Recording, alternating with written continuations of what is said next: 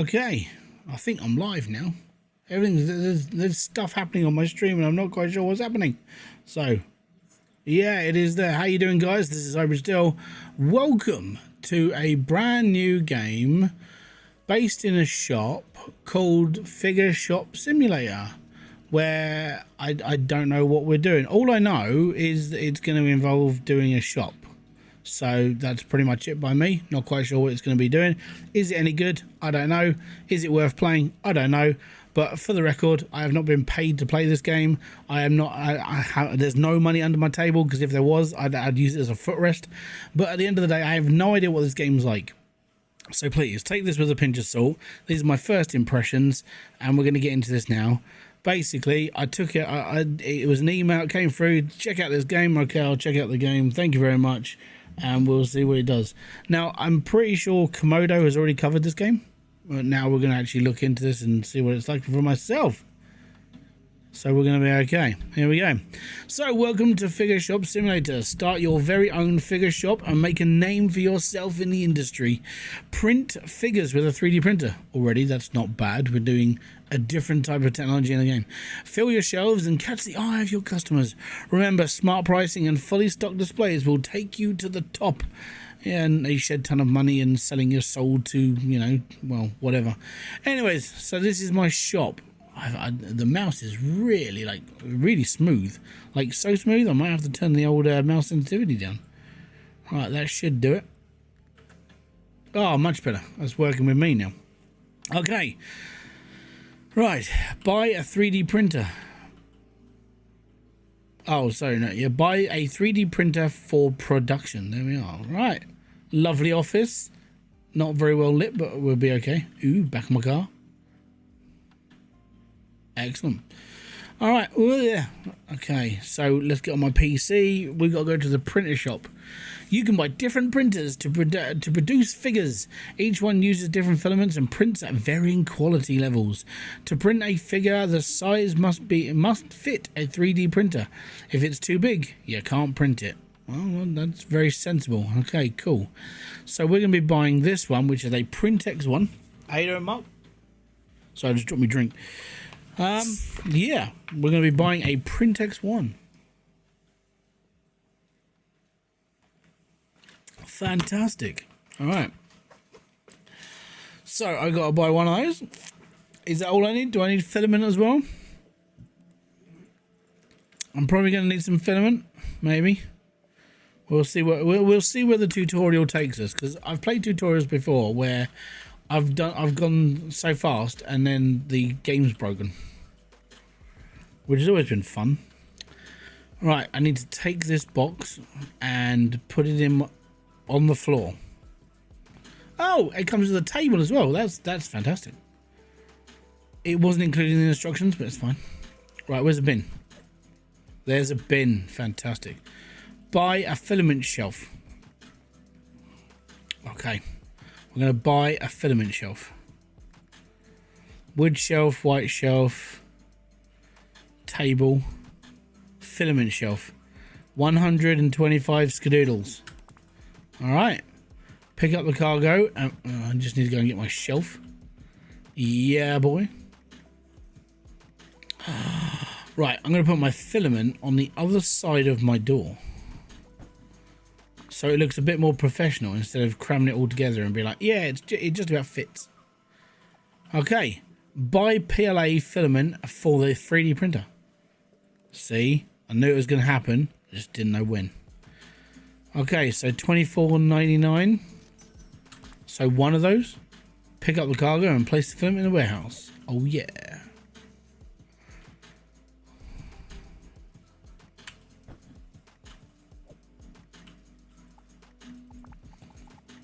I actually thought I was only going to get one reel for a minute. I was like, one big reel. Nope, we're going to get little ones.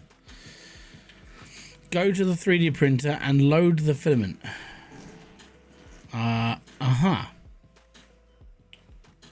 Filament. Add. Wow, okay. That's a lot of filament. Okay. I think we're done there. Right. Buy a new model for production. So I've got to go to the model shop and buy one of these. What else can we build? Oh, we can build houses, aliens, monsters. Oh, look at these. Look at the devil envoy. That's pretty cool. I like that. Bloody assassin. I like the look of the bloody assassin. That's like, that would be like me if I was in a video game and I was like tanking. That would be me. Sexy girls, apparently. I don't know, they're underage. Maybe not so sexy. Maybe jailbait. We'll have to check that one out. Owlbear. He's awesome.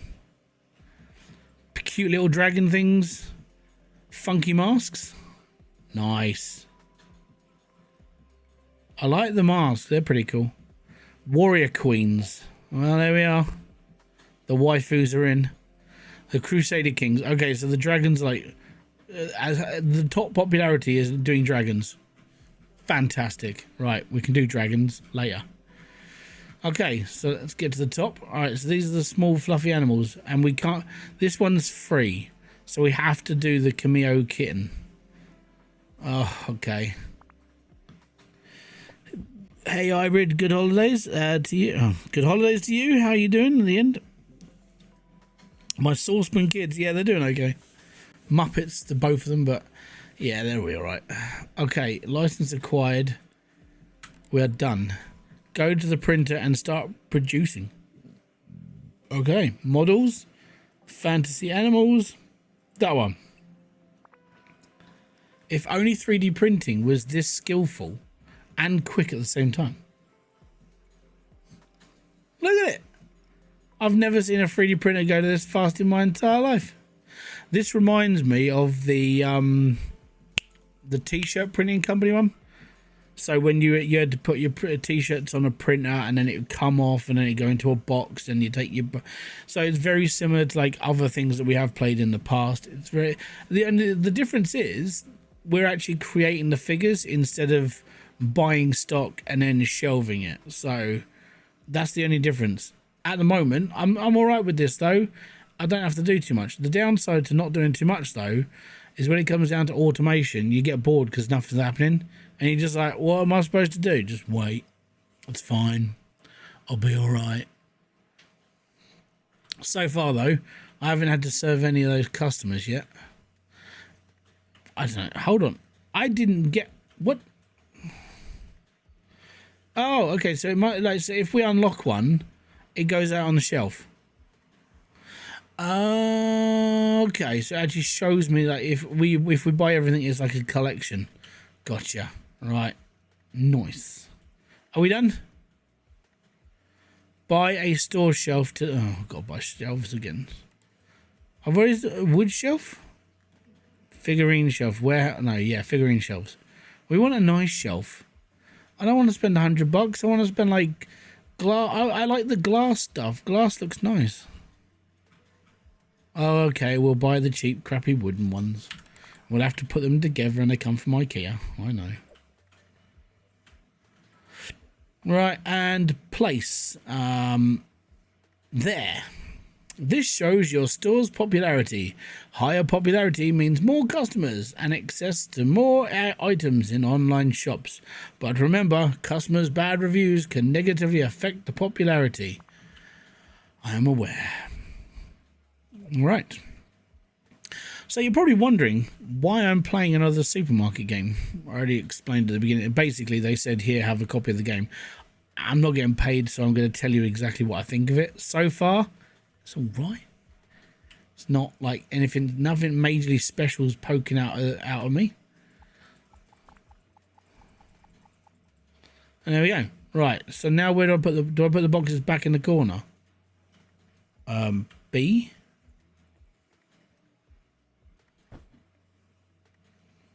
Okay, it's fine. There's no screws or bits missing from the shelves. Yeah, I know. Normally you get like a little box of stuff that you know. This doesn't even belong with the shelf. You get like the will from somebody else's order that came through like 3 months ago or something. Enter the price of the figurines. All right, how much are we charging for these? Average cost is $4.90. Average price is $8.25. $10. The higher the quality of the figure, the more you can sell it for. Higher quality, you'll need a better printer. Oh, it's one of those. It's a progression system. Oh, okay. Apparently I'm open. I'm ready to open my store. Congratulations! You've completed the tutorial. You're now ready to run your shop. Purchase more model licenses, upgrade your store, and boost your popularity. Become the best. By the way, if anyone wants to boost my popularity, apparently there are websites that sell like view bots. You don't do it. That's retarded. Right. There we go. Let's go into this. All right, I'm gonna sit on my stool. Yep. Another day, another dollar. Oh my god. I bet this customer makes a beeline straight. Oh, look, there's a person standing outside. Oh, and no, they don't want to buy anything. Oh dear. No. Duh! First customer. Oh, there's a road boy. What's up, road man? The cat is too expensive. Oh crap. Alright, I may have put too much price on that. Right, $9. $9. I put it down $1. And I've seen this character model I've seen in various other like selling games. We've seen him before.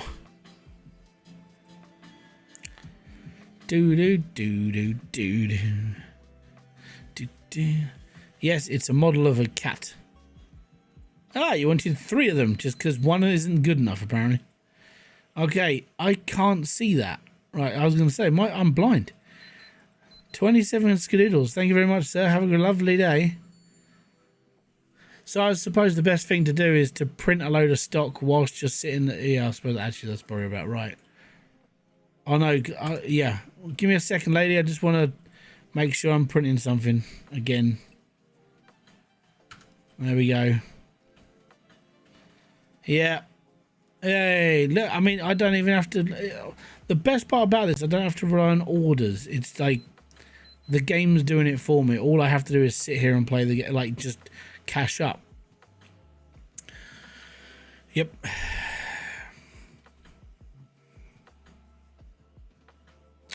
This is what it's like owning a real shop, I assume. Sitting down and waiting for somebody to come through your door and going, please, I need to actually, like, I need to eat something. How much is that kitty in the window? Meow, meow. The one with the pinky dress. Why is everyone paying with a bloody card? Hello? Cash. Cash is king. We need cash. Are we out of filament yet? Nearly. That bar says yes. Oh, he's back. He wants more of the kitty cat. He likes his pussy cat. Yeah. Sorry. Oh, you want another 3, sir? Fantastic. Just can't get it. Hey, money. Fantastic. 23 change. Have a lovely day again. All right there, bruv. What's up? I've got my trousers too tight for me and I can't wear socks. Look at me. I'm well hard. Check it. Yeah, some of these customer models we've seen in previous games. This guy, I haven't seen, but his top is way too tight. Yeah, on the card there. Brav. There we are. Check it 1, 2. Now I'm out of stock.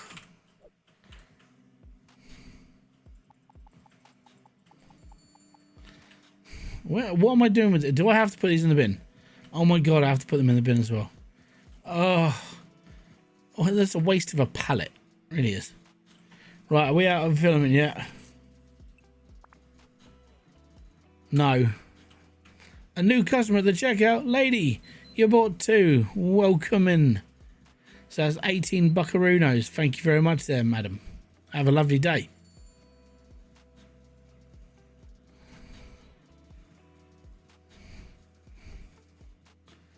It's all right. The thing is with these supermarket games, the reason why I kind of get bored of them is because there's no. It's just constant repetition. The only reason why I play TCG is just because it's cards, and it's kind of like collecting Pokemon. That's really about it. But most of these games are get stock, put it on the shelf, sit down at a till, and serve people. If you want the real life experience, is so much more like. I mean, you'll cry after some shifts if you work in retail. If you've ever worked in retail, you know exactly what I'm talking about. It's horrific. Do I want to try? I don't want to try the Wild West one. No, this is the problem. It's another supermarket game. Shop games aren't exactly like anything different. All you have to do is just change the models, and it's like you could literally take this game. I mean, this is probably, it might actually happen in like 6 months after me talking about this. Basically, you could take this game, restructure it to any character model you want, and then you could be sitting there going, well, I mean, now we're playing like spaceship sales simulator, where we basically sell models of spaceships. Or do you know those like hard love bears or tough love bears? You could have an entire game dedicated to those. It could happen. We've already done radio controlled cars and slot cars. Now we're doing figurines. We've done card games. Now there's the Wild West shop game. We've done a pirate simulator shop game as well. It doesn't end, and it's this entire thing is basically the spawn, the horrible spawn of like Supermarket Simulator. Supermarket Simulator was a massive success, and that was the downside as well, because we're still dealing with the encore of it. Like, every one of these games is exactly the same, and it's kind of annoying. There's no innovation at the moment. Is there an adult store sim? Yes. And there's a waifu pillow sim. How do I know this? My brother bought it. It was on PlayStation. I was like, what are you playing? He goes, I looked at it and I just went, dude. Yeah, he was playing Adult Store Simulator. But there's Waifu Pillow Shop Simulator. You know what? I'll bring it up quick. I'm going to include, the reason why I'm going to include this in the video is because that kind of makes sense. Shop Sim. You later. Right. So this is, I'll bring this up as a screen. So this is kind of the reason why I'm kind of bored of shop simulators, right? We've got TCG, Card Shop Sim, Console Sim, Card Shop Simulator, the one that we're playing now, which is Figure Shop Simulator, Tobacco Shop Simulator, Shop Simulator, Pet Shop Simulator, Toy Shop Simulator, and Alchemist Shop Simulator, Alchemist Shop Simulator, Art Shop Simulator, Cargo Shop Simulator, Potion Shop Simulator, Fish Shop. Can you see the problem here? There's quite a lot of shop simulators, and it's all because of bloody Supermarket Simulator. And this is the reason why you saw an influx of these games being put onto YouTube, because we got flooded with in our emails. Every YouTuber got like 100 keys, and it was, do you want to play Pawn Shop Simulator? Do you want to play Gun Shop Simulator? Do you want to play Cake Shop Simulator? Do you want to play Loot Shop Simulator? Do you want to play Game Shop Simulator? And it's just, this is the problem with shop simulators, and it's all because of Supermarket Sim. It was a massive success. Supermarket Sim was weirdly, strangely, people wanted to play it. And it was a weird addiction. But this is the reason why we're doing another shop simulator. But, I mean, don't let that... At the end of the day, it's up to you. If you want to play a shop simulator, play a shop simulator. There are hundreds to choose from. Literally. But at the end of the day, there's nothing outside of this box which is different to any other one that we've played in the past. And that's part of the problem. There's no innovation behind it. And it's kind of sad. But at the same time, it's up to you if you want to play one of these. I mean, you don't have to play them all. Just play the one you're interested in, which is why I love TCG Card Shop Sim, because it appeals to my like weird Pokemon Yu-Gi-Oh thing in my head. And I like all the artwork that was done to it. I enjoy the fact that I can actually build a collection of cards without having to spend a shed ton of money. It's that sort of thing. But I mean, if you want to play Figure Model Simulator or whatever I'm playing now, go for it. Be happy. It's up to you. I'm just pointing out that there's quite a lot of these. The store closed automatically at 7 o'clock. You can end the day and the time and the blah blah blah blah blah blah. No, we're good. 21, 2, 3. You just have to you just have to play with a lot of money. I mean that's a whole thing. You just sit here and serve people. The worst part, ultimately, is if you've ever worked in retail. Working in retail and dealing with customers all day will warp your mind, because over time you've worked there, the incessant moaning from people or being moaned at by certain things, and you're just like, kind of done. I don't want to deal with this anymore. And you kind of go like, I don't know. I got to a point when I was working in shops where I just wanted to kill every customer that came through the door at one point, because it was like, I've just had enough. And that was the problem. Is there a charity shop one? No, but there's like thrift stores. So you can do thrift store simulator. There was that one that we did with, you went to storage auctions and then you sold all the stuff in a shop. It's kind of like a charity shop in a way. So, I mean, it is there if you really want to, go for it. I mean, in fairness, the storage one's not too bad, because it does have that element of like actually going out and buying stuff and going to a locker and not really knowing what's behind it. So the RNG kicks in, which is quite nice. But when you're doing this, you kind of sit there and just go, but what else can I do? And there is nothing else for you to do. So I'm going to do 2 prints. We're going to do models, fancy model. We're going to do the funny green things. Start the day. I don't want to start no day. Bums. I've got to start a day. Look, we've got a little green thing now. But this is me. I mean, like I said, this is my opinion on this. You don't have to take this. It's a pinch of salt. The game itself, if you like the game, the models are really well detailed. I mean, apart from the eyes, obviously there's no eyes, but there's different grades of model. There's different things you can do. And it's like a hobby in itself by collecting everything. It is up to you.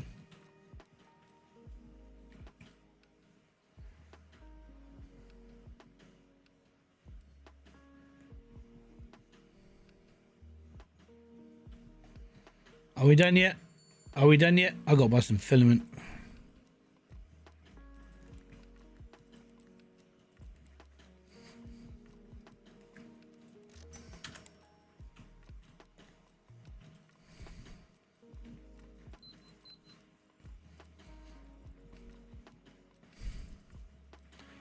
This lady came armed with $100 bill.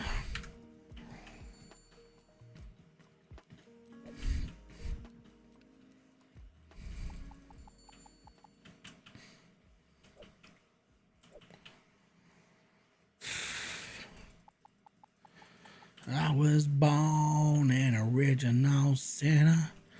I was born an original sin. If I had $1 bill for all the things I'd done, there'd be a mountain of money. $8. That might be too expensive. I don't know. Cool. Chuck it in there, love. Why, $18. There we are.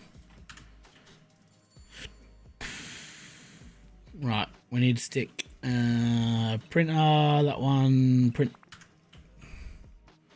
New customer at checkout. Alright, cool. Get yourself your 4 little models there. Paying with cash, $67. 65, 67, boom. And paying with a magic card that just comes out of nowhere. I like it.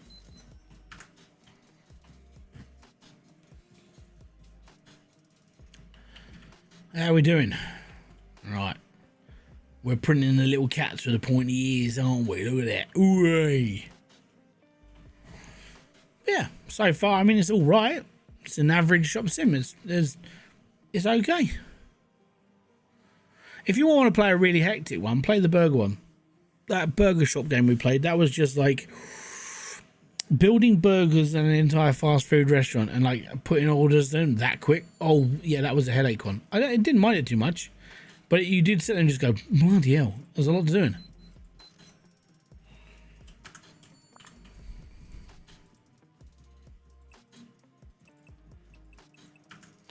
She took it from her bum, you never know. I mean, it's a magician. These people are absolutely magic. You know, it's just one of those things.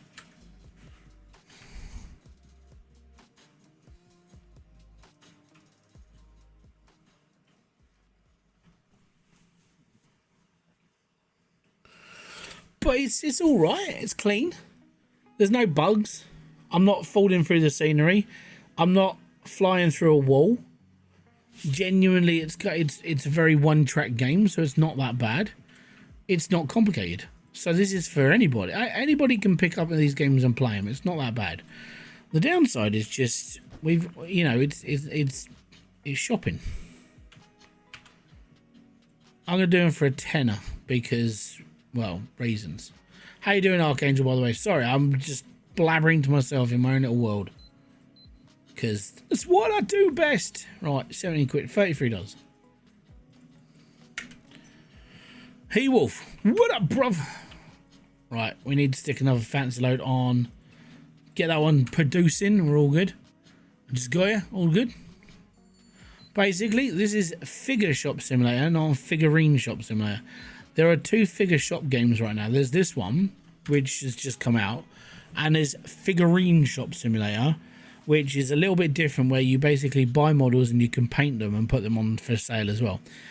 I kind of prefer this one over that one because this one looks more graphically sound, where the other one was kind of using that kind of weird, like pixelated, like the geometry characters, where they're all kind of like rectangular and different shapes.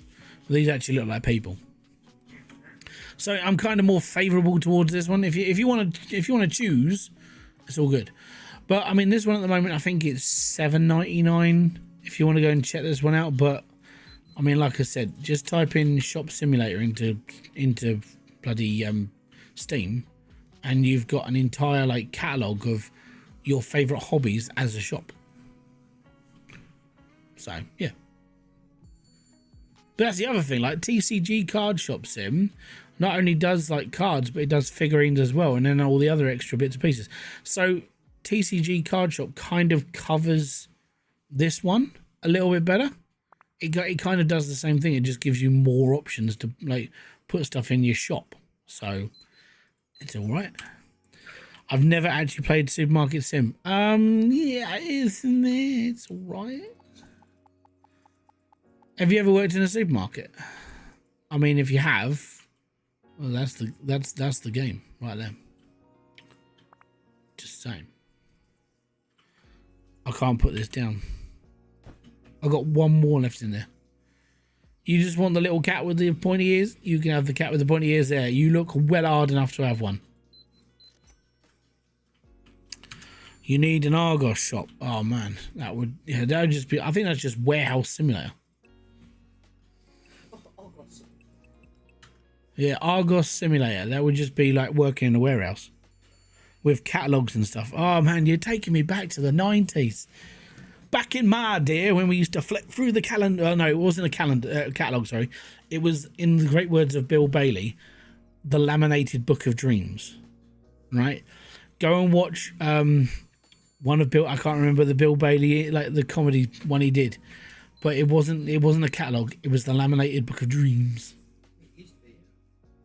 Man, I loved Argos when it was a thing. When you used to go in and you used to punch your number in and do all that stuff. That was good. That was awesome. And you used to get the Argos, like the now he just like Christmas supplement, and you now he just turns up on my door and I'm like, yay, Argos is here. And Index. Oh my god, I remember Index. Dude, you're tugging at my heartstrings for like retroness. Here's one for you. I don't know if this wasn't as big of a store, but we had, obviously everyone knew of HMV, right? Did you have an MVC? MVC was like the kind of budget version of HMV. It wasn't as like spruced up. It was just a shop full of DVDs and like CDs. The one for you is Arkwright. Our Price. Yeah, I remember that. It used to be on the high street. Our Price. And they used to have the listening bits where you could put the headphones on and listen to some music. MVC used to have those. Yeah. I've got it. Quick, get the green caterpillar things out. These pointy things.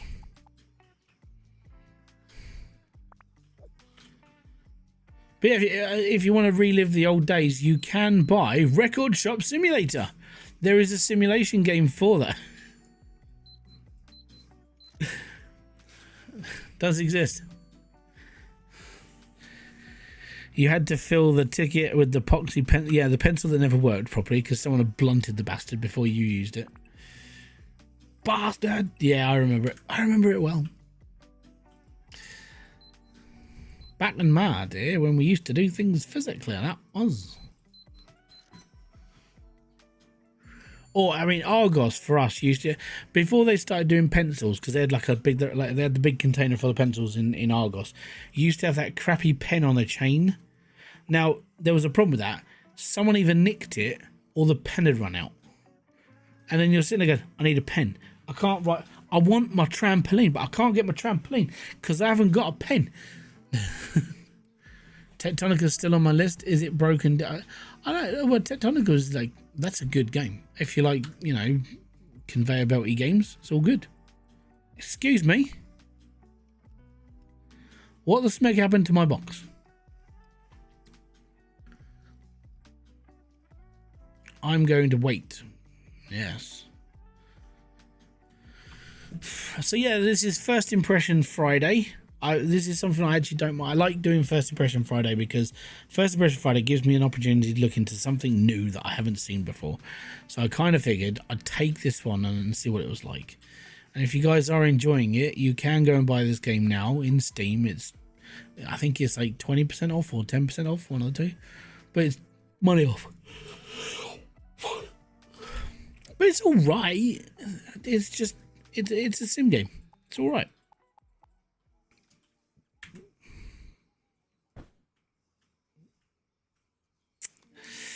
Yep.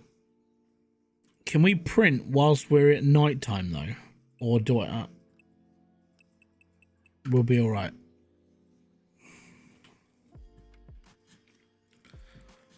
Let's go filament. Buy 2 more. Fill it up.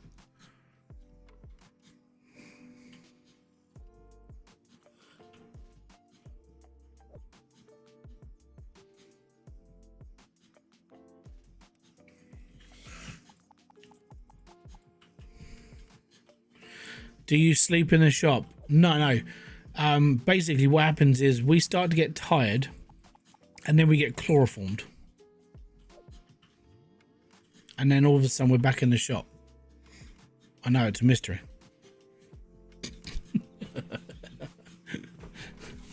We get chloroformed to where we're all gonna die.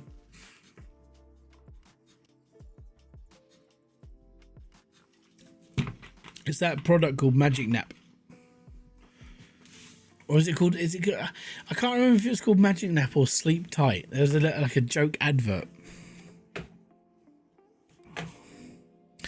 The difference is Tectonica is not quite satisfactory.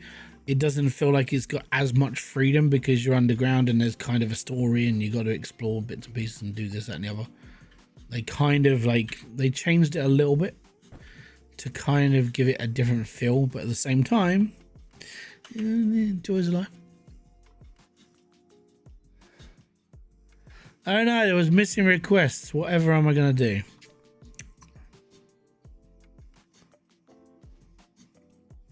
And there you go. Big problem. Right, okay, so we need to buy another model.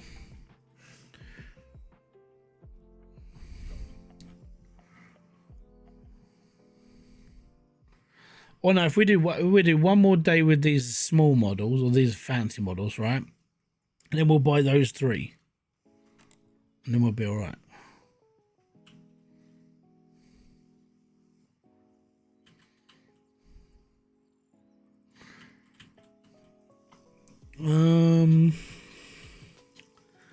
I I need 350 popularity to get to my next printer. Oh no. Laser printers, resin printers, and filament. This is it.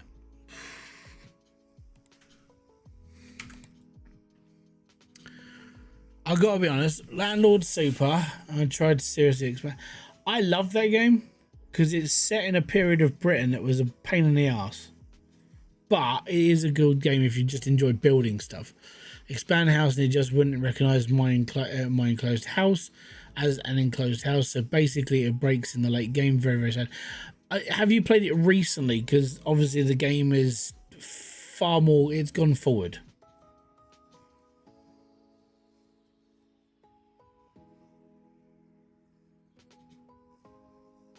Because like it got updated quite a lot. I'm pretty sure he is. Give me a sec. Landlord Super. It was. I really enjoyed it. So the last update was August 22nd, 2024. And fixed exit and game menu localized, fixed various fonts missing, so he hasn't updated it since. So the game is now basically finished. Don't even know which version of the game it is at this point. I've got to be honest though, I mean, I really enjoyed the game when I was playing it. Again, I mean, it's just one of those things. Some games really do stick out and they stick in your memory. Like, it's why I still play certain games. Because you sit there and go, you know what? I really want to play that again. So, I don't know. Yeah, for me, Landlord Super was just good. I just enjoyed it. Yeah, same. Then they put in like the second floor edition and like extra tenants and this, that, and the other, and I was like, you know what? I think it definitely got to a point where the game was finished. There was nothing else you could really do with it, you know, because it's just you kind of repeat the same formula of what they're doing. It's like, oh, you need to build this extra house or this bit of extra bit. So okay, cool. Yeah, I enjoy it. Yeah, Landlord Super is probably one of the. I would say it's probably one of the better sim games that I've played on the channel. Like from an indie developer point of view. It's solid. It's a good game. It's not easy. It is a bit grindy in certain sections, but it is a good game.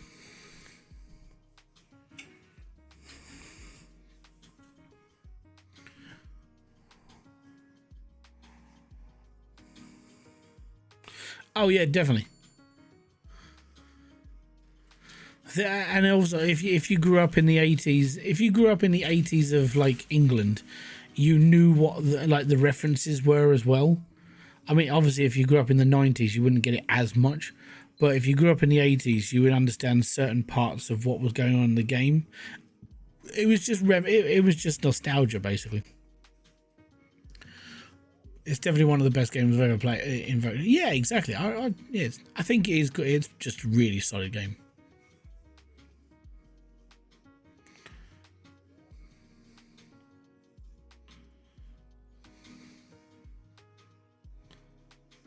Thatcher.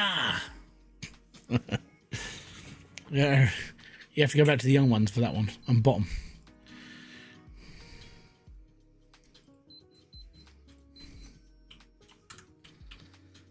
Right, we'll put the pointy-eared cats back on the show. Oh, I can't. That's fault. Gives a job, mate.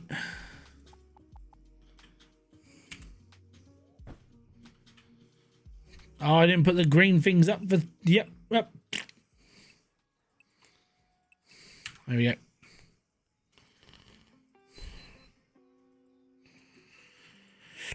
$17, little man. I wish sometimes we were still in the 80s, so much better. I gotta be honest, 90s. Right? 90s was like peak humanity, I feel. it just feels better. Does the machine auto load the wire? Yes. All you have to do is just push the button where it says add filament.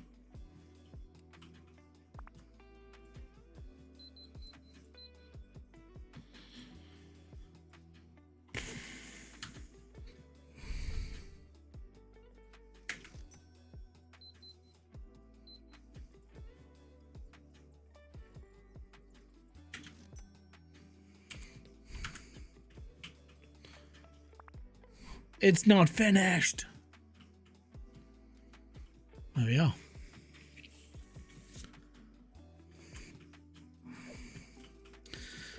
Yeah, that's where we're kind of different. I mean, obviously for me, my prime memories mainly come from the 90s and early 2000s. Like that's kind of it for me. 80s for me. I mean, I was talking to my brother last night because we had a friend in our chat party on PSM, and we were talking about what it was like when we were kids, and like one of our friends goes, "Oh yeah, I remember we had one of those little like gas heaters in the living room. It was like on the wall." And I went, "You had a gas heater? You were privileged. We had an open fire."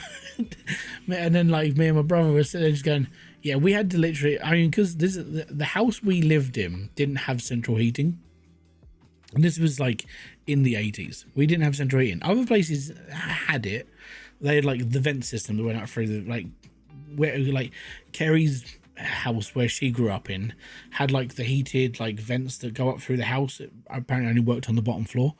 So but for us, we lived in an old, the house I used to live in was an old hat factory, and it was built in 1817 and it was never modified, like never. We lived with an open fire downstairs. There was no heating on the second floor, there was no heating on the third floor. And this is an old hat factory. It's just a big rectangle. And the windows were these massive arch windows. And it was like, you know, this is really good. But they were really expensive to repair. Now imagine a family of four living in a house like that, which is pretty damn cool. But at the same time, there's no central heating. It's single pane glass. Ice used to be inside the house. And we used to live on an open fire. Our kitchen was basically an extension of the house with two wooden doors at the back of it, which didn't shut properly, so it used to get really cold there. Yeah, that's where I come from. So now that I live in a house with a heater, it's like luxury. You haven't lived until you're like an 8-year-old kid climbing into a coal bunker, so you can, you know, heat your house. That was fun. We had a 4-fire thing, and oh yeah, I remember. That's council living out. My nan used to have one of those. I remember sitting in front of a black and white TV, age 4. Yeah, you're a little bit older than us, so yeah, black and white TVs were quite popular then, man. I remember my nan having a black and white TV and a colour one, because my granddad used to watch the little black and white one in the kitchen. And then my nan used to have her little like 21-inch like color TV in the living room. I remember one time we waited because we were waiting for my nan to come around with a couple of quid because we weren't getting paid until like the Monday, and we'd run out of money on our meter. We had 1p left on our electricity meter, and that 1p lasted half an hour before the whole house went. It was like, yay, half an hour. It was a 1983 person. Yeah, 1983, that was me. I'm the meaning of life this year.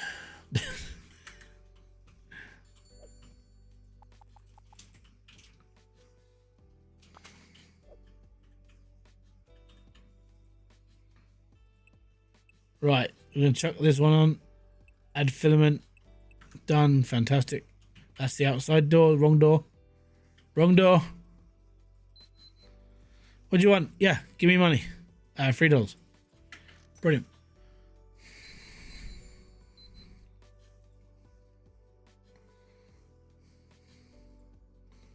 $26 buckaroos.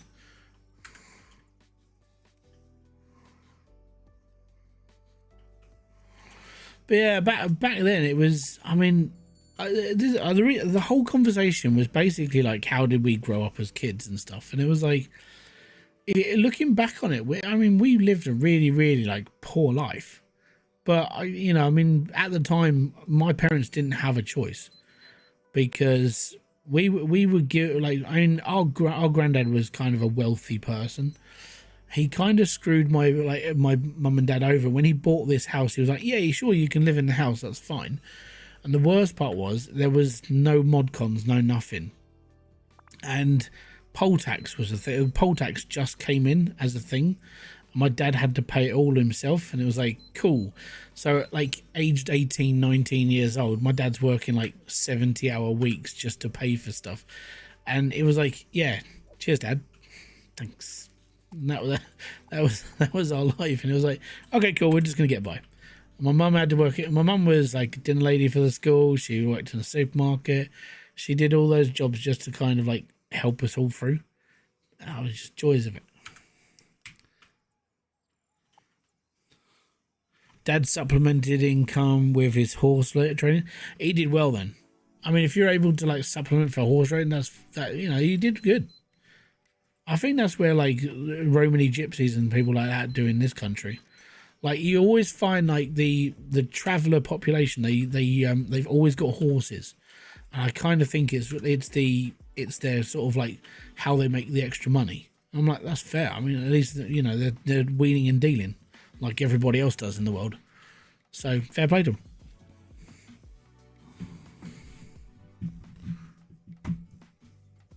But yeah, joys of life.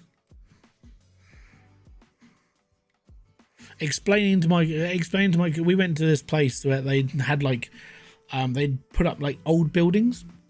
So one of the attractions was this old farmhouse, and it was basically taken from one place and rebuilt in this place.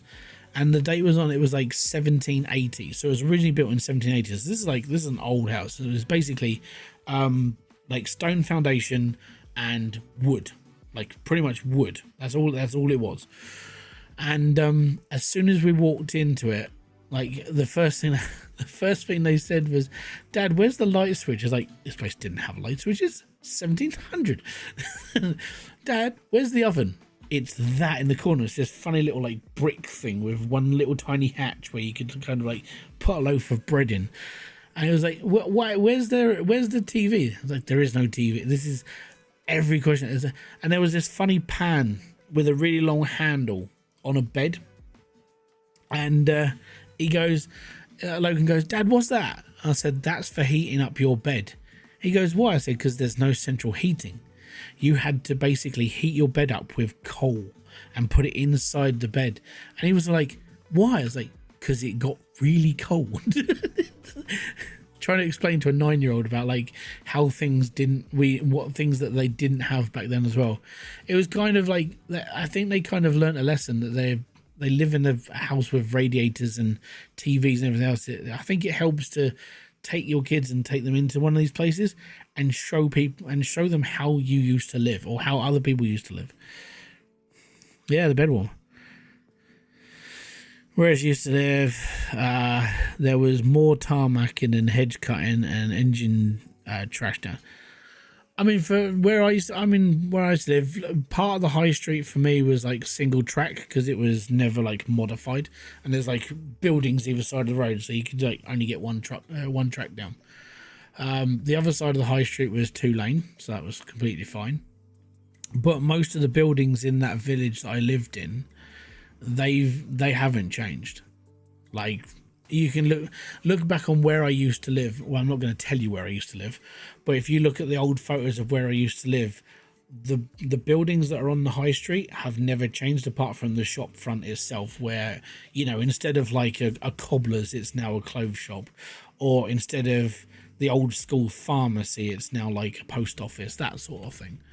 And you sit and just go, yeah, things haven't really changed in the villages we grew up in some of us at least. If you go to like some of the hub towns, like around where in Kent you've got like Ashford and Maidstone and Tunbridge Wells, those have changed more dramatically because obviously like they've modernized for the world. But if you go into like the little villages in Kent, some of them haven't changed for like 200 years. They're basically time warped buildings, but obviously like you can go in there and go to a co-op, that sort of thing. Yeah, it's kind of why I like living where I live in Kent. The southeast it's a real weird place because you've got a lot of modern stuff, but at the same time there's so much history just laying around. Like there's a couple of castles just down the road from me, you know, and it's like cool, and that's right on my doorstep basically. So if I ever want to take the kids to them, they're not that far away, and it's like, okay, we can go to this place, and it's a castle with a giant moat around it. Right, we got to build those, and we got to buy a shelf, decoration. I can buy the glass shelf. You know what? I want to buy the glass shelf. It's gonna hit. Do I have to pay bills in this game? I don't. I'm probably in debt by quite a lot right now.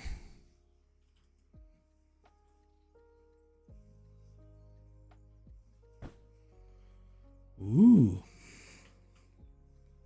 Leeds Castle, yeah, it's just down the road. That's literally like a 15-minute journey from me. The other one would be Bodiam. That's like other side of where I live. Tunbridge has got a castle. Then you've got the old abbey at Aylesford. Battle. There's an abbey at Battle as well. That's Sussex though. Castle, Dill Castle. Yeah, there's castles everywhere around here. But yeah, it's genuinely. I mean, the southeast is pretty cool. I like it down here. It's just my problem with the southeast now. This is just me. Is it's too hot. And there's too many people, and I think I've come to the conclusion of why my parents moved out of here. It's like kind of just done, you know. But I'm sticking it out because of the kids now. I've got no reason to be here.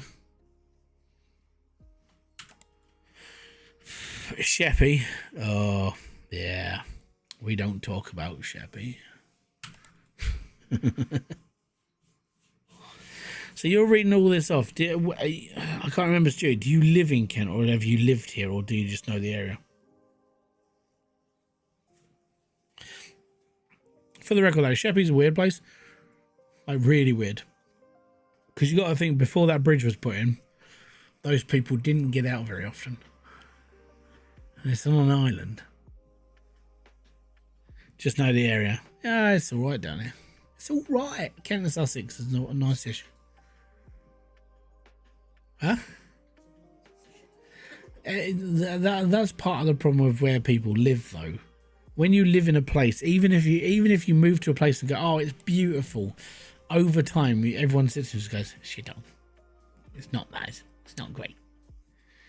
I don't want to start the day. If I start the day, that means I'm just gonna be like, I'm gonna have to build stuff whilst I'm waiting for the customers.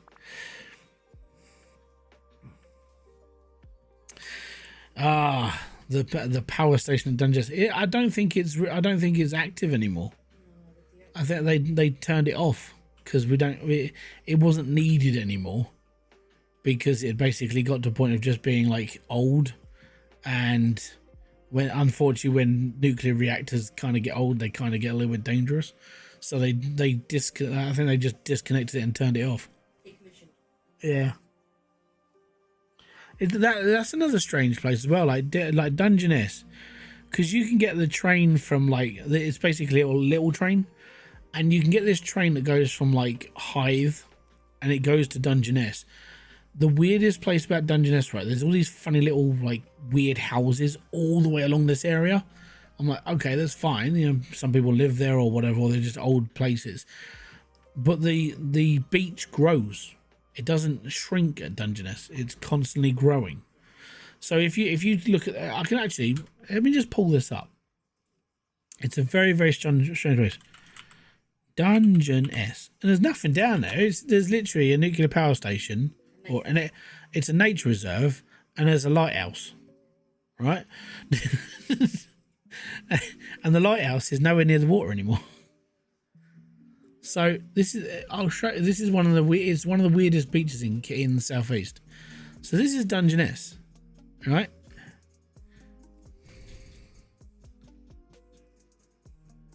This is the power station, which is now turned off, right? This is the beach, and all these like tidal waves is basically where the beach has grown over years. It doesn't change. So this is the lighthouse, as you can see, it's nowhere near the sea anymore because the sea's moved. But it's a very, very, very odd place to live. And there is all these strange little houses. Right? If we can get like a there you go street view. This is Dungeness. It's flat apart from the weird little houses and the bloody great big power station in the back. But that's it. It's just a big flat open area.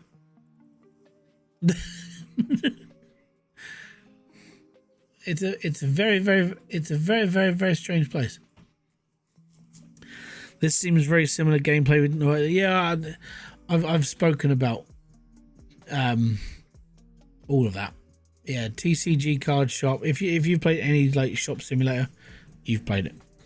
It's very barren. Yeah, apart from the weird few people that live there.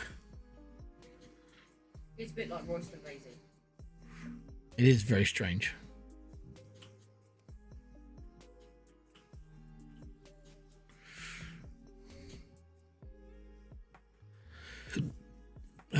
Look, you're looking for stuff I haven't put out yet. I can't build it because the game said, no, you can't do that. $9, put it in my hand.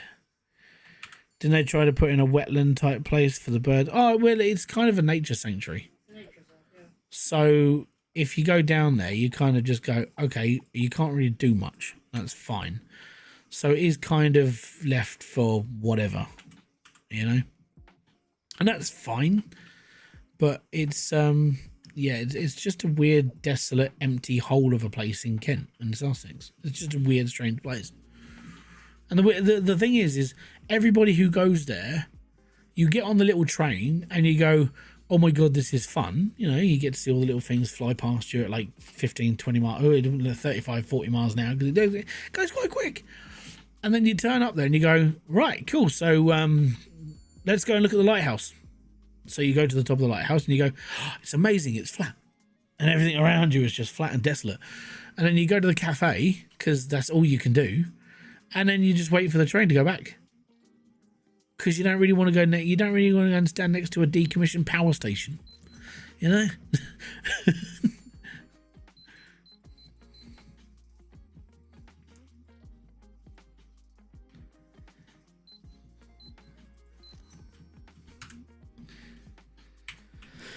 I better start building the other model, or the other two models, sorry. The librarian bird, yes.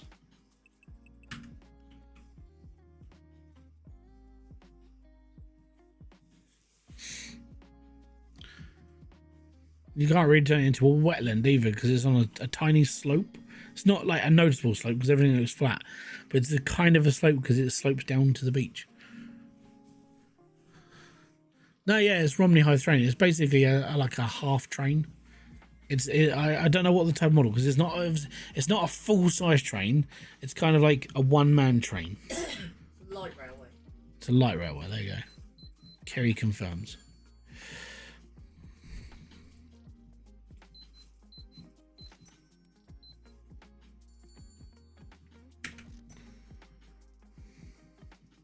Yeah. But it's expensive as well. Like, I was going to take the kids down there, and I think just to get on the train to go from Romney up to Dungeness was like 20 quid a person.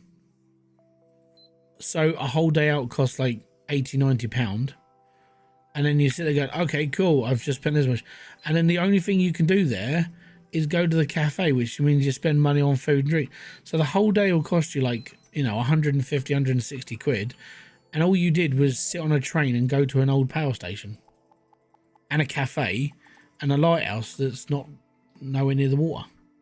It's a really weird experience. I've done it twice in my life and I remember both times. And both times is you kind of just sit and just go, yay. You know, it's an experience. You definitely pay for an experience. If you've never done it before, you'll never have an experience like it again. Give me a second, lady. I'm just going to put this stuff in the bin. Thank you very much.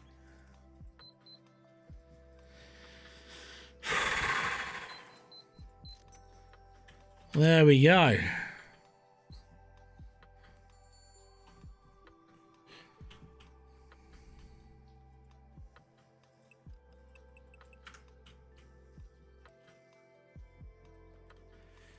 Oh dear, they couldn't find what they were looking for. What am I gonna do?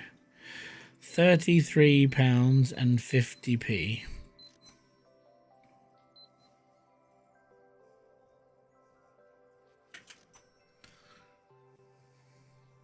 But yeah, it's all good reminiscing about where I live. I don't mind down here. As I said, Kent and Sussex aren't bad. It's just I think it's just me now. It's like I kind of, the reason why I kind of don't have, I have no more ties here really. I mean, I don't talk to like my family that are down here because they all keep themselves to themselves, and I don't mind that. But you are sitting there just going, well, okay, well, I'm not going to talk to you then. It's fine. And you kind of sit there and just go, okay, well, that's fine. I'll just be all right then, and I won't worry about it. I'll just carry on. And the thing is, when you get to that point, you're just like, well, they've got no reason to be here. So the only reasons why I'm here now is because of Kerry's mum and dad and her sisters, and the kids are in school. That's it. I always thought, in my head, I knew I was going to be here for the rest of my life, but over time, I kind of see why my parents moved off.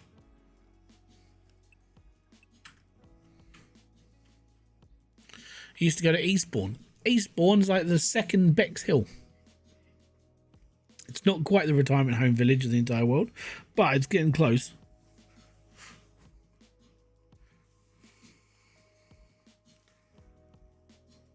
I think I've been to Eastbourne like once or twice in my life. I can't remember it. So I think if I was bored, I'd probably end up just going down there for the day and have a look. Or just getting on Google Maps and seeing if there's any reason for me to go there. And then I might go there. This is what I tend to do now is when it comes to like planning a day out with the kids, I get on Google Earth and I have a look at the local area to like let's see what the shops were like and everything. And if we see it as interesting, we go. And it's like, okay, if it doesn't look interesting, we tend not to go to places because we have children who are idiots and who are just, as you said when you came in, how are the saucepans? It's like, yeah. It's very true.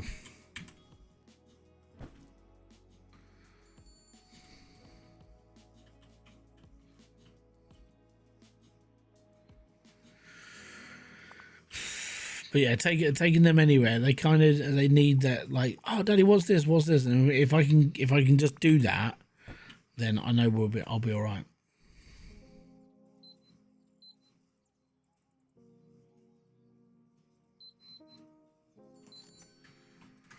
There isn't much apart from an old people. Yeah, that's the thing. It's like you've got like when it comes to like Eastbourne, it's the second retirement home of the southeast. The first retirement home is Bexhill. And the funny thing is, one of my friends moved to Bexhill. I said, "Why'd you move there?" She just goes, "It's quiet." All right, okay, that's fine. Because everybody in Bexhill, I think the average age of like Bexhill is like 60.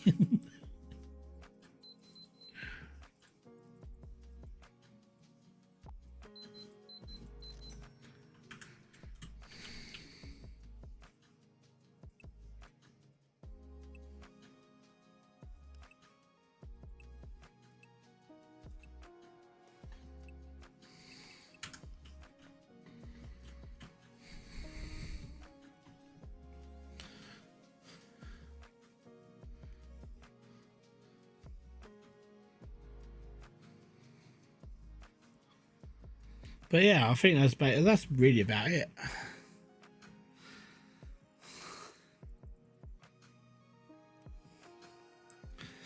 When you went to Bexhill, there was a car on the edge of a roof for some reason. Interesting. I don't know about that. I only know Bexhill because that's where my nan and granddad used to go to like summer. So they used to live in one town up here. And then they used to have a summer flat. and it was on the second floor. The reason why it was on the second floor is because on the ground floor, if the tide got high and it like brushed over the sea, occasionally you get a bit wet. So they were on the second floor, so that means they didn't have to deal with any flooding. And yes, they used to summer down in Bexhill, and then my granddad moved to Bexhill without us. I was like, he went off on his own for 20 years.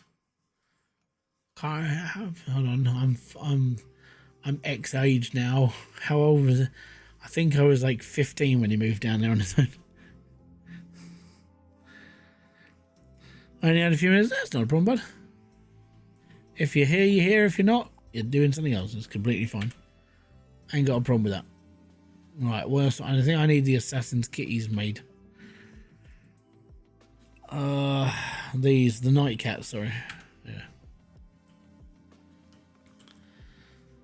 Alright, if we buy some more filament, we'll be okay. And we're nearly at 350. I think it was some sort of art thing down there. Yeah, maybe. Bexhill's a weird place though. I mean, we used to go down there because my nan and granddad went down there, but we used to go there because the beaches were slightly better, and there was an old school like arcade in the middle, and there was a good little hangout for like when you're little and there's not a lot to do. Bexhill was okay. Everyone goes to Hastings. Everyone used to go to Hastings though, but then yeah, everything like that shut down. It just turned into an old people's home. Bexhill now, I think, is basically coffee shops and charity shops. That's pretty much it. And then when one of Kerry's friends came over, she came all the way from Chile, right? She flew all the way here, and she stayed in. She's gone, you know, she went touring around the UK and other places, but she wanted to go to Bexhill because of the little cafe that's on the beach, which was featured in a music video for a band. No. Yeah. To do with her favourite band. Yeah, her favourite band. A music video for a band. They used to write there. Basically, she flew all the way from the other side of the world to go to this one little place. I'm like, that's dedication for you. Kind of weird though, but you know, I mean, it's kind of strange. I'd fly to Vegas just to go to like certain places, but that's just me. But yeah, she have a pure dedication to the cause. Her favourite band, she flew all the way over here to go to this little cafe. Is there many Turkish barbers? I haven't been to Bexhill for a while, so I don't know. I would say like Maidstone and Ashford are probably more like Turkish barbered up. There's a few of them already in there. I haven't seen many shut down though, so they may actually be legitimate barbers. Like, I know there are some places where you sit and just go, I mean, why do we need 7? But no, it's weird. No, there's not so many. I don't think there's many in Bexhill. And there we go. Profit $344 for the day.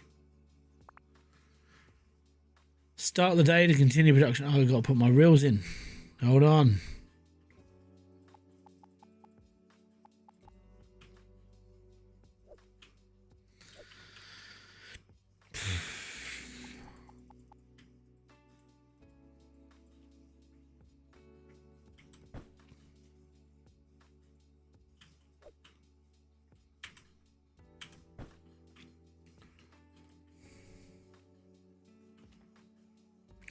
Yes.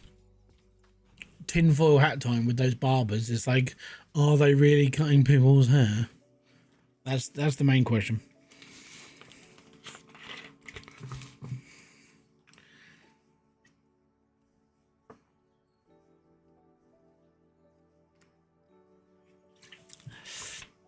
The thing I find strange about, like, I know it's generalization, but if you look at one of the Turkish barbers in anywhere you live, take a photo of the front door, which is where they put all like the hairstyles they can do there, and then go to another Turkish barber's and take a photo of that one as well. You'll see exactly the same thing. Same setup, same colours, same pictures of the haircuts they do. It's a very, very, very strange phenomenon. I think they all use the same like printing place to get all their advertisings.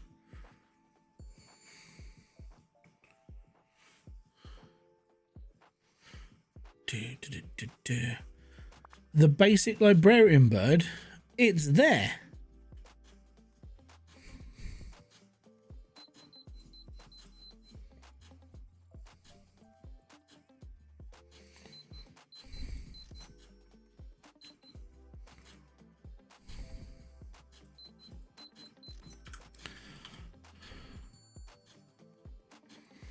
Maybe it's too expensive. $9? Okay. Up here they started using blow up men with waving arms. Wibbly wobbly inflatable arm man, bro. Oh, I can't wait to see that in the high streets. It's gonna be amazing.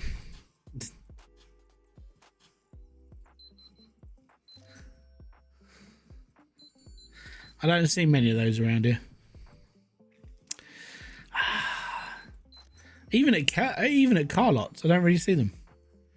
I see them on like American TV, but I haven't really seen many wibbly wobbly inflatable arm men here.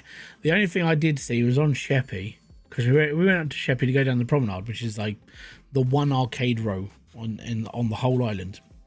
We drove past this caravan park. Obviously, you can stay there as like a holiday thing, and it had the world's shittiest minion outside the front. I'm wondering if I could actually find it on Google Maps. It's haunting. Give me a sec. 71 change. 60, 71. Let's see if we can. I'm going to see if we can find the horrific minion. Okay. I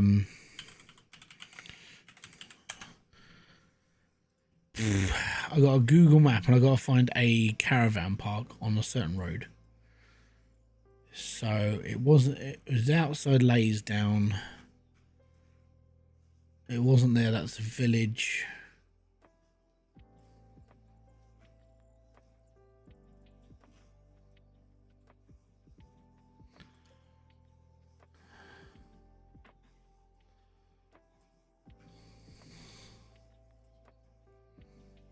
It was a weird place.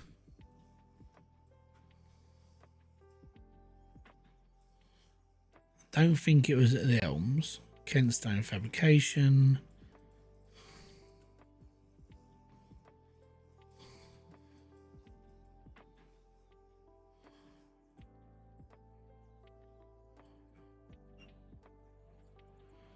No.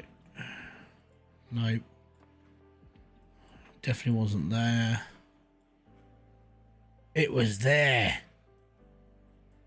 I think.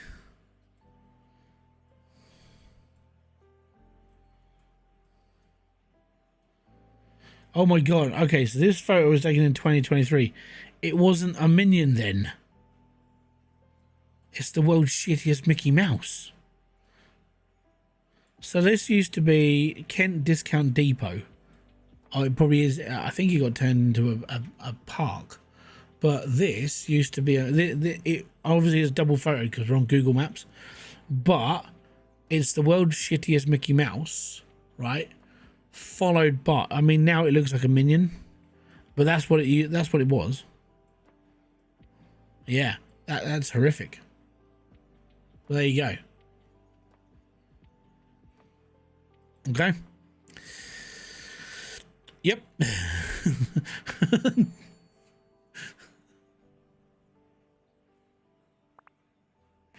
Oh, it's only got 2 arms, but it's got 3 because it's Google Maps, so Google's camera.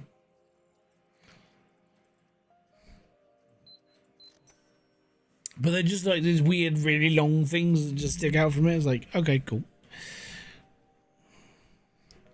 They would be better off with a wibbly wobbly inflatable arm man.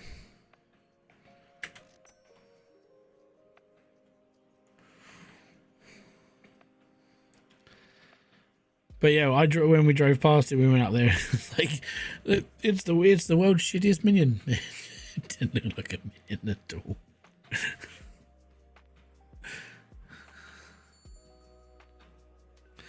Timu Mickey Mouse. Well, that was actually probably there before Timu. So I don't know. It's probably like Alibaba or AliExpress. Sorry. Where'd you get it from?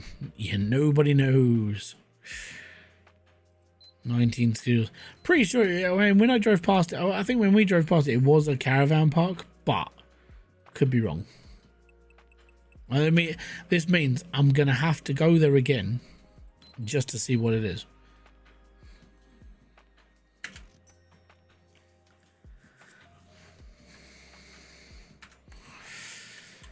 I mean, a day out there's not too bad. I mean, it's basically because there's only one reason to go to like Sheppey really, and that's to go to Laysdown, and occasionally they've got like a good boot fair on, which I've heard is pretty good. There's a lot of people that sell up there, which is all right, and there's like one street that's basically arcades. And my kids like arcades because it's flashing lights. And there's, you know, 2p machines and that sort of stuff. It's like that. Building those memories of coin pushers. It's fine. I haven't got a problem. I'm addicted to coin pushing as well. I flipping love trying to get all those like crappy key rings out of things. They're amazing. But yeah, it's nice I can actually like have that experience with the kids and they'll be like, yes, they it's just fun for them mainly. Because when me and Kerry get involved, it's like, oh, we'll put like, yeah, we'll play on them as well, and yeah, we kind of take over. So the kids go off and do their own on their own machine.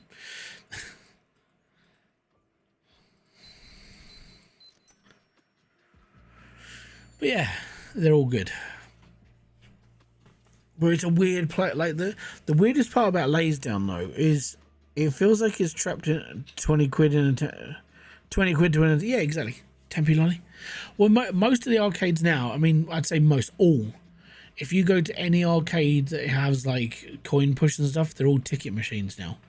So me and Kerry are those people who go after like all the tickets. We'll try and win the jackpots and try and like win stuff for the kids.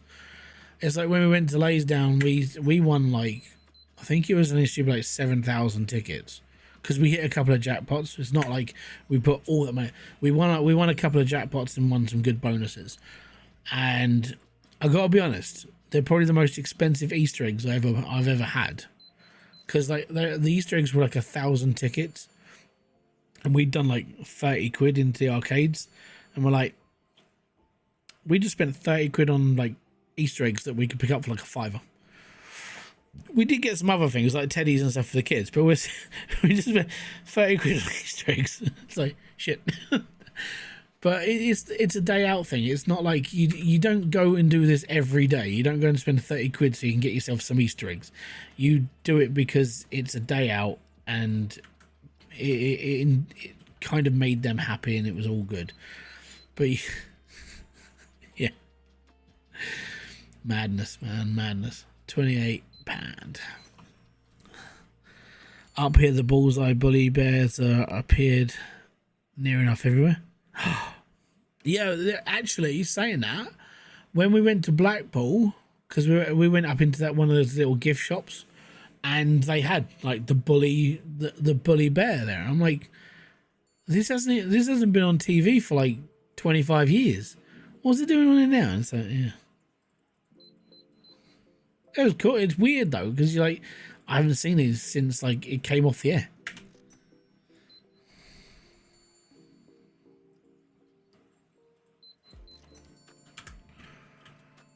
Well, so far this game's all right. It's solid. As I said, it's not glitching. There's no issues. I'm not having a problem with the game. Everything works. So I mean, out of all the sim games that we've played, like shop wise, it's not a bad one. It's very like very repetitive in game loop though. I'm kind of all right, you know. Kind of want something else to do though.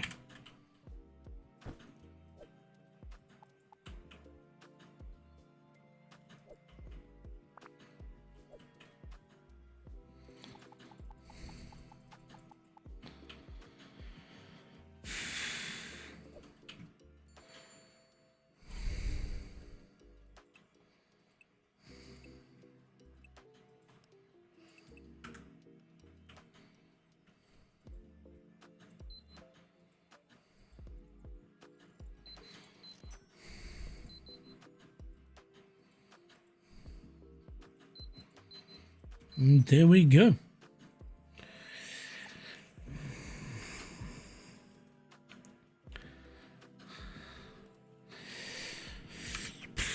I now only live 10 minutes away from the main beach now.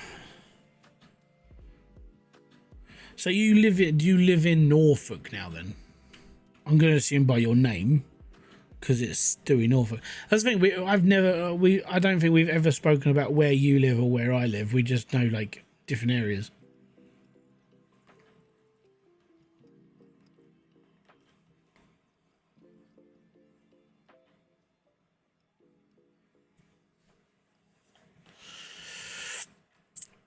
There's no one in it. Good, no one's here.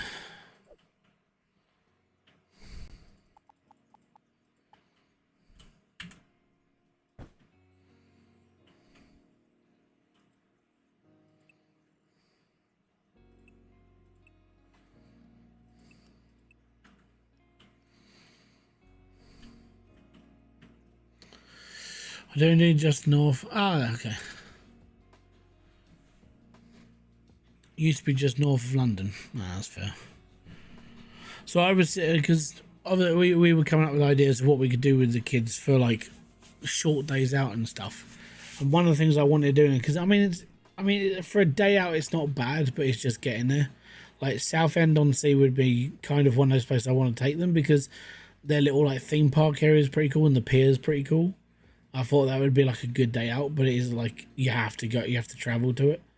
And it's kind of like if I do Southend on Sea, I might as well just go to Margate. I know Margate's a bit of a dive, but I mean it's now in one of the up and coming areas. So yeah, it's a very strange place.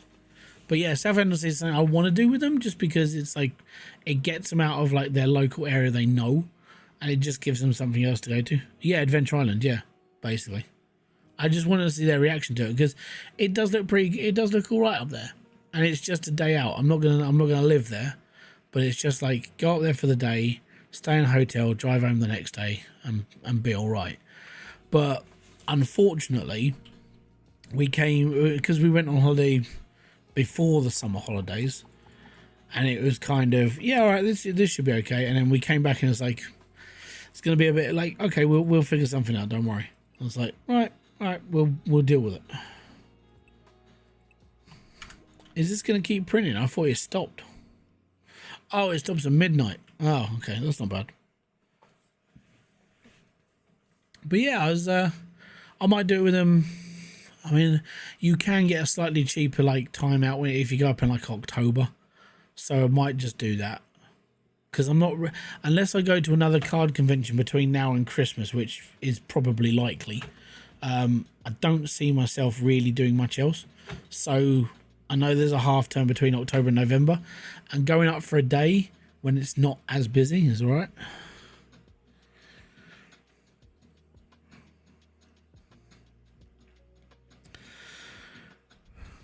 We have the Big Pleasure Beach. That's the one at, oh, is that in Norfolk, or is that down in that's Great Yarmouth?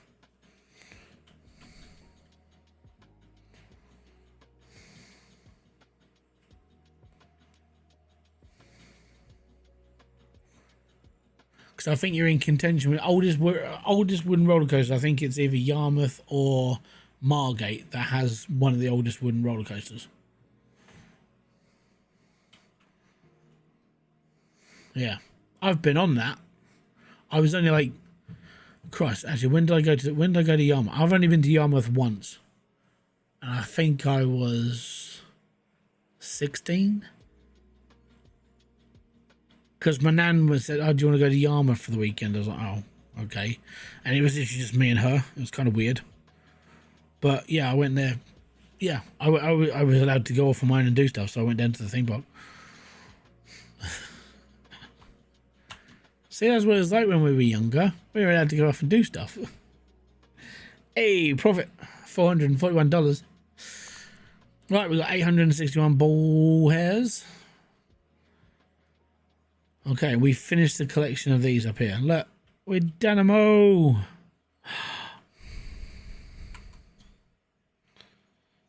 So these are like the highly detailed ones. These ones, not so much. So I think we need to update our printer. Yeah, a resin X. Evening Claws, how you doing, bud? And this uses flexible resin, so oh dear. So we can buy that for 550. And then we need to buy some flexible resin and some more flexible resin. What's the onion looking one? I don't know.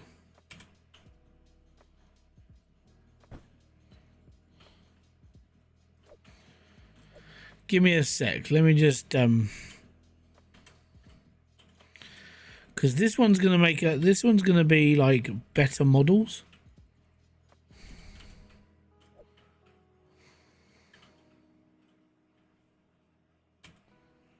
You actually own what, this printer here? There you go. Oh, he's happy now. He's got something to live on. Right. So this printer. So it still does small stuff, but it does advanced, which means the models can sell for a lot more money. Okay, cool.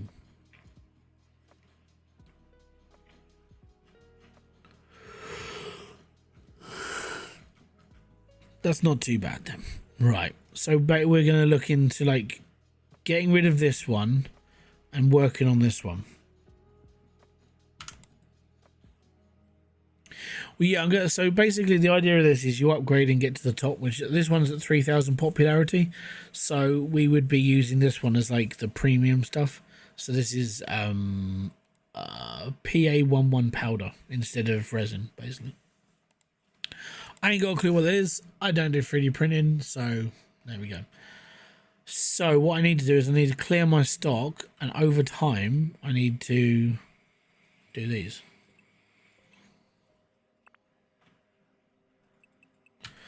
And I need a shelf to put my filament. Oh, bums. I've got all that to use up first. So, you know what I'm going to do? I'm going to start doing a backlog.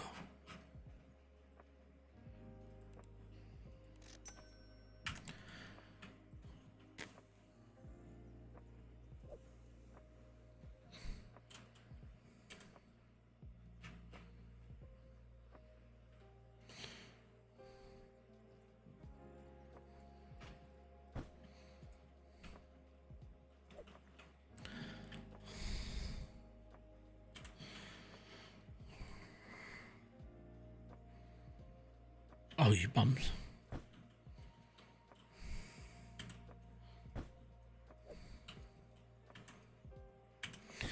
Right, pop that in the corner.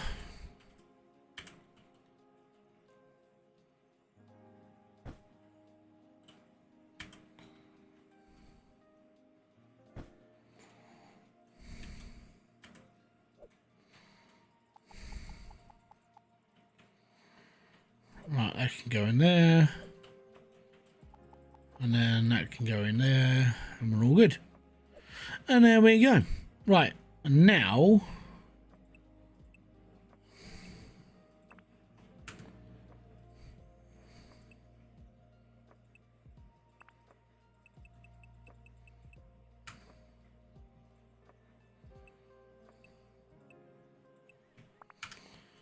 that can produce those ones, and then we can start webbing it. And there we go. So the models in this game are the ones they chuck in here. So we're doing the fancy animals. We've just done these, and these are the next ones we've got to do. So these are mini houses. Then we've got like Kokomons, and then we've got infernal villains. Then we've got the Raikou girls, and then we've got the ancient monsters. Then we've got the baby dragons, and then we've got the veiled souls. Then we've got the warrior queens, and we've got the crusader kings. And yeah, so lots of printing, lots of things to do. And like I said, I mean, it's a supermarket game.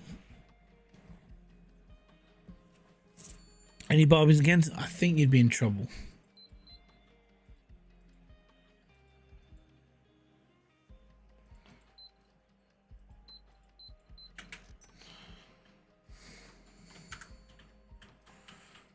Thanks for the follow over on Kick. I didn't even know. I thought I wasn't live on Kick because I had a bit of trouble signing in today because like OBS just updated, which means it asked me to log everything back in. I'm like, okay, cool, I can do this, but yeah, I then didn't. I thought I didn't. I thought I didn't log in.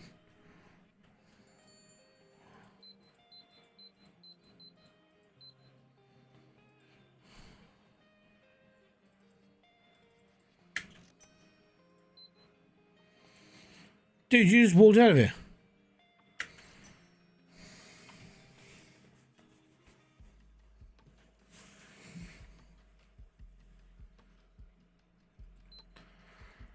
Well, there we go. $1 for you. $1. Right, I don't want to use this printer anymore because I'm making the top end models. Because I know when I get around to doing these ones, this is going to be... Oh, that's PLA. Well, that's what... Yeah, so this one here is what we're going to be using next. I can sell this. Excellent, yes. I would love to sell that machine. Thank you very much. Because we're building the better models over here now. So over time, I'm going to phase these ones out and bring these ones in. And we'll be all right. It'll be okay. It'll be fine. I'm going to take a hit of my reputation though, because I'm not going to restock. I'm just going to let the shelf empty, and then it's all good.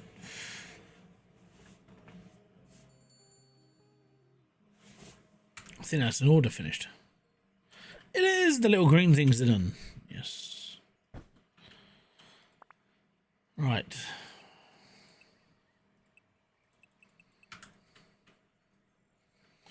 Hello, sir. You want a fat pounder? Fantastic. Have a lovely day.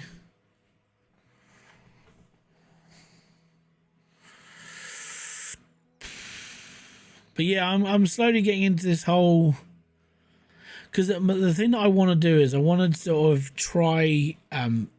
obviously, the joys of being like a smaller YouTuber is you always try and find like other ways of making a little bit of income. And one thing I've looked into is the whole like eBay world of like how to make more. You can sell stuff from eBay, it's fine. But the problem with eBay is that the government, the lovely people they are in the UK, they put in this rule that if you earn over £1,000 a year on eBay, you have to be registered as a business, even if you only earn £1,000 a year. And I'm like, well, that's kind of annoying. So I want to do it, but at the same time, do I really want to do it? And if not, I mean, it's just kind of annoying that this is now a thing, and you're like, you have to disclose all your income. What a pain in the backside. Yeah, exactly. So to put this into perspective, if I bought something from a boot fair and chucked it on eBay as a one-off item, and it made more than £1,000, because of that happening, I would then have to register as a business, basically an a limited company, because I'd made over £1,000 in that year because of that one item on eBay. And I was kind of saying, it's kind of annoying because it doesn't even take into consideration of the tax thing that we have in this country, where if you earn like £12,500, then you pay tax. So if you earn less than that, yeah, it's weird.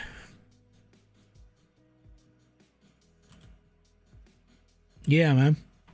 But it's kind of something. The reason why I'm looking into it is because I kind of, with the whole like buying and selling like Pokemon cards and actually trading and stuff, I don't mind that as kind of like a side hustle. But even if you're just doing it as a part-time income,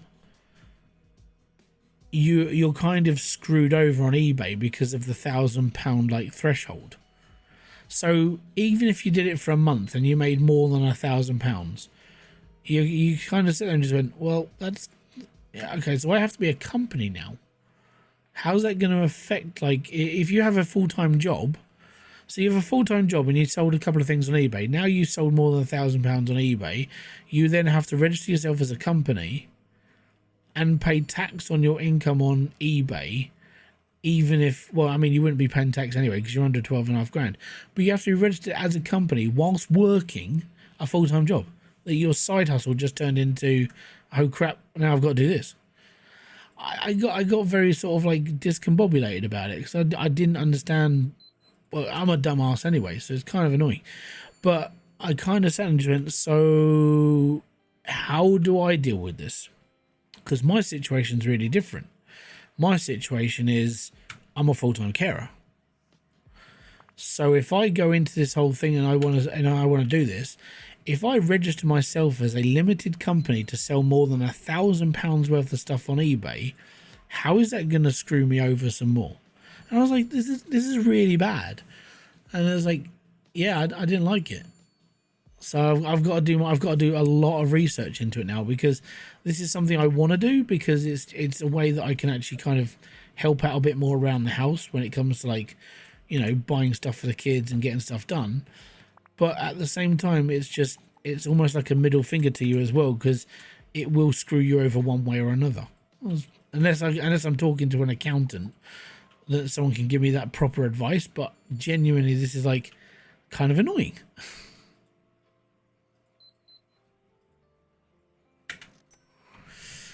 So yeah, I've got to do a lot of reading, and I've got to start looking into it, and I've got to start going through, like, maybe if I can get hold of like citizen advice and see what that says, because obviously they can help you out as well. They can give you the right information that you need and what it's going to mean for like my situation and everything else. And just, yeah, it's just annoying. Well and truly. So yeah, if there's any accountants watching and you can like answer a couple of questions, that would be most appreciated. Drop me a message in like Discord. Obviously, be nice. Yeah.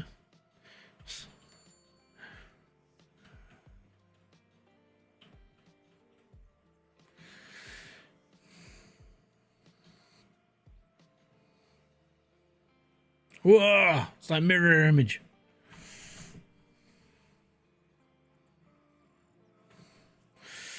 Hi guys, do you want some crap? Yes, you do. I owe you nothing. Dude's going for the full set. Oh no, now I've got hiccups. Oh.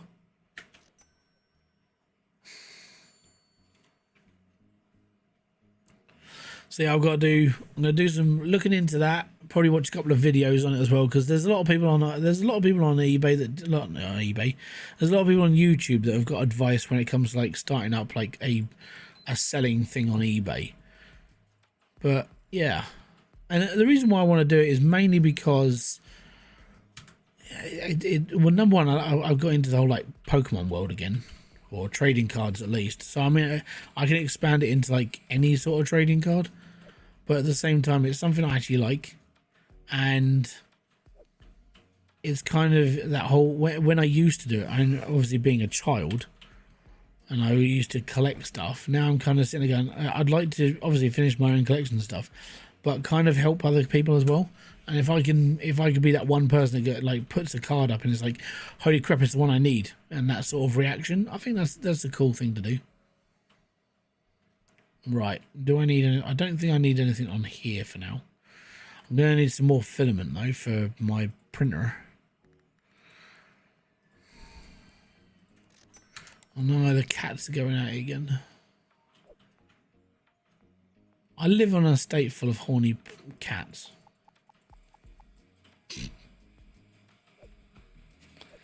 It's every other night, man. Every other night, without fail. I mean, I've either got cats getting screwed in my front yard garden, or having a fight in the front garden.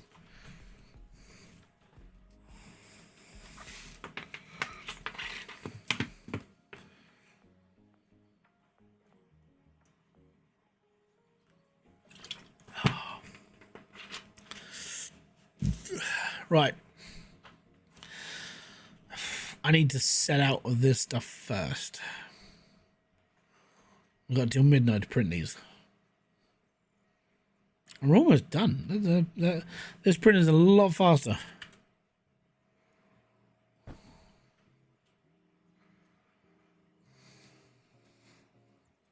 Oh, come on, head.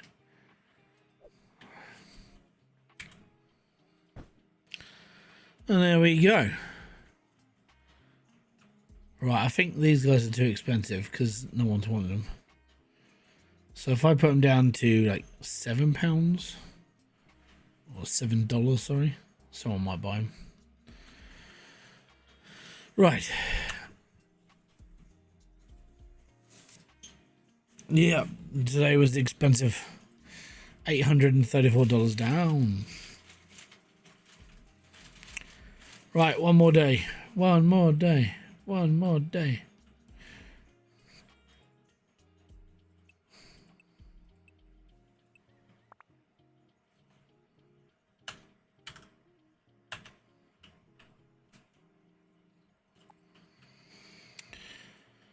Bum, bum, bum.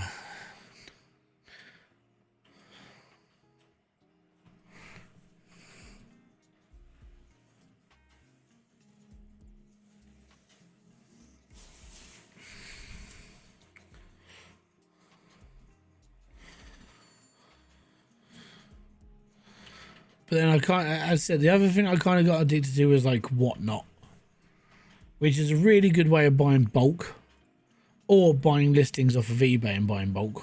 But yeah, I've considered doing that as well. The problem with Whatnot though is obviously it's live auctioning, so you kind of have to have like a space. I don't really have a lot of space, so that would be something I would have to think about. I mean, I suppose I could take my chest of drawers and build like a little set on top of it, and then put like a camera stand in front of it, and then just sell off of there, which would technically go into a bedroom business. But yeah, it's all these little things. It's like at the end of the day, I know YouTube only gets me X amount, and I'm like, okay, fine. Then I need to find another way of supplementing my income, basically. So I need to go through all the legal stuff and figure out what I can and cannot do, and what I'm allowed to do and what I'm not allowed to do. So that'd be fun.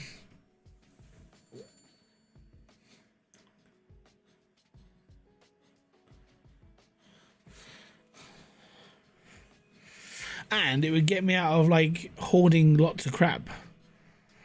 Because one thing I do is like when we go out to like, we'll go to boot fairs and charity shops and bits and pieces. Kerry will buy stuff, and then we'll buy stuff for the kids, and then I buy stuff, and then what I buy I keep around for a little bit, and then I get rid of it. But I kind of build up the collection first of stuff I'm getting rid of, and then I go and do like 4 or 5 boot fairs and get rid of it all that way.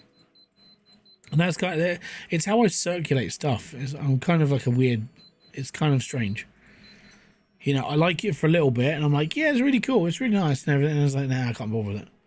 Put it in the bag, put it in the cupboard, put it in the cupboard, it stays in there for a couple of years, and it's like, right, I'm going to sell it.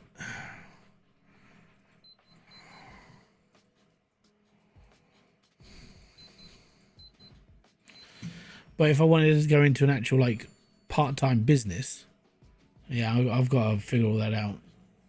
I don't know if anybody's watching and you do this yourself, let me know, because it's something I want to get into, because I want to, really.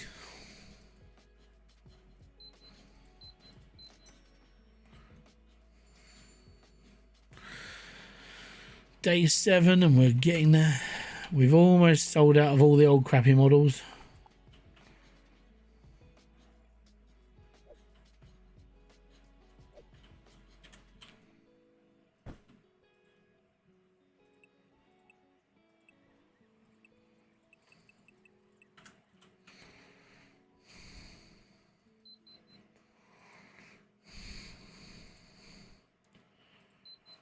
$18.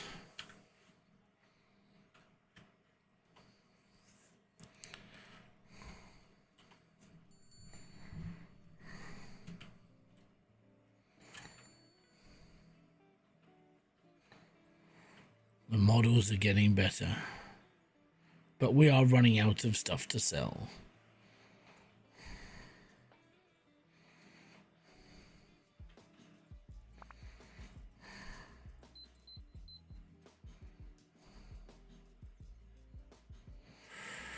26.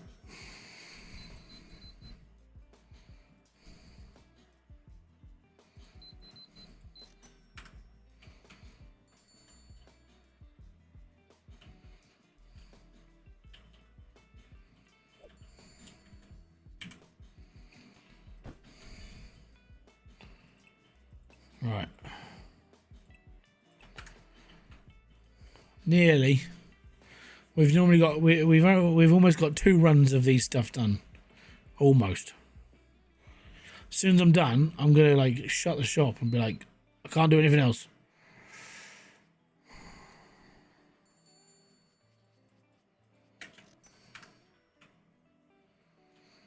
Come on.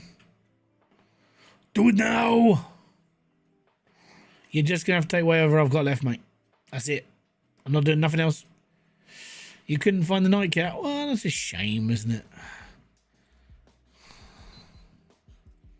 Sorry, mate. I mean, we're out of stock right now.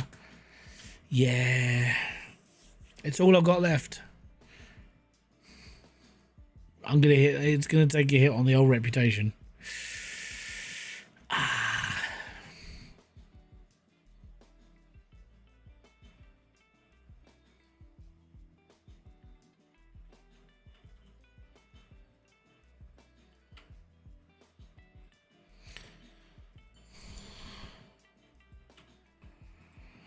Thing is, it's not profit. It's all free.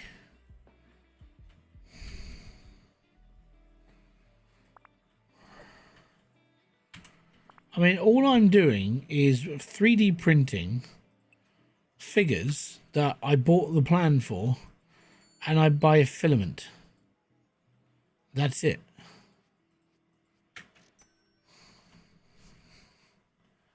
So profit-wise, everything's free.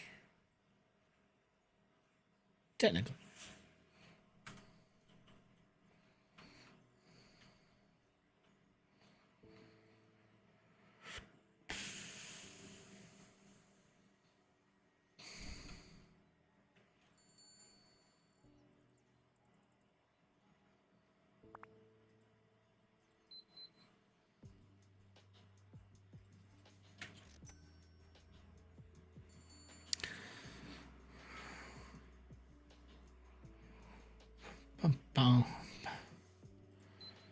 Mate, I'm doing the rest of these models for $1.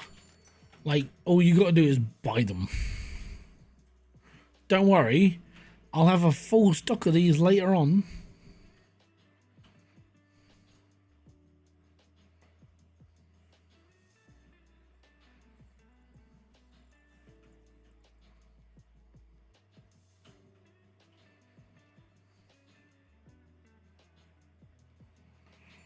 Yeah, I've only got those ones left, mate. I'm really sorry. Right.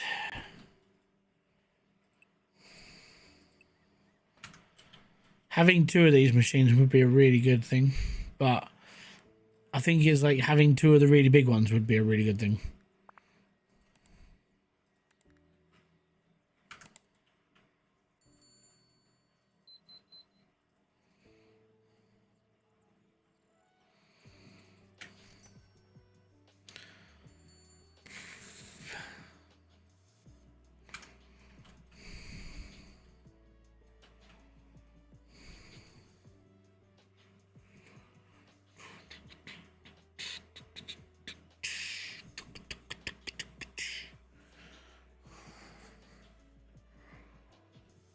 So, for the people that are still watching, do you want to see a series of this? It's up to you guys. I'm going to leave it up to the live stream. And the reason why I'm going to leave it up to you guys is because if you're here and you like the look of this game, do you want to see any more of it? And the reason why I'm asking is because for me, it's just the same as all the other ones, but I can do a series of it. It's not that bad. So, yeah, I'm up for ideas. If anybody actually wants to watch the rest of this.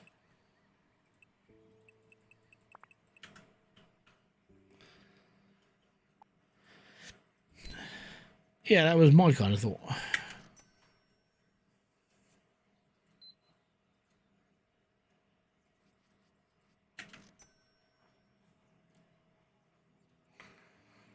Because the other thing about like playing this as a series is the grind.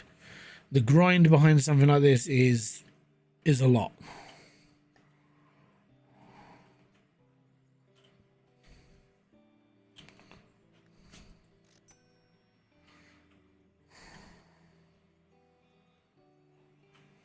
Yeah.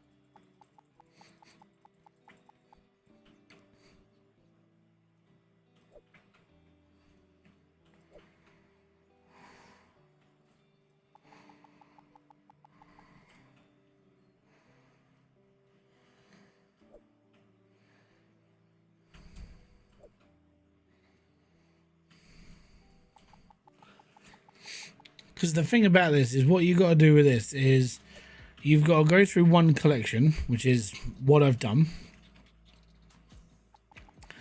And then the next one is unlocking the entirety of the other collection and then printing those as well. And okay, then you're done with that. And then you can open up the next part. And then you kind of sit there going, okay, cool, so what's next? And then you have to do this as well. And it's like, okay, what's next? And then you have to unlock the other collection. And then you go on from this and then you open the shop a bit more. And then you go into another collection and you're like, okay. Okay, now we're doing the repeat thing.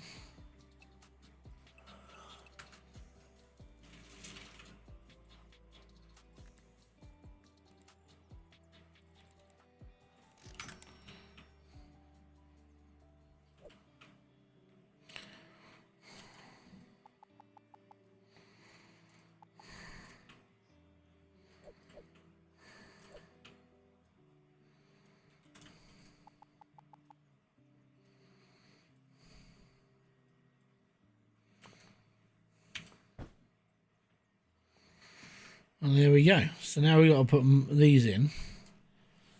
So we're looking at average price. I'm going to put a 20 quid, £20. Average price is 15. We're going to do this for 17. Average price on this is 21 bucks. So we're going to do that for 25. You know what? If I can knock this up to 20 quid. Keep it round figures, you know.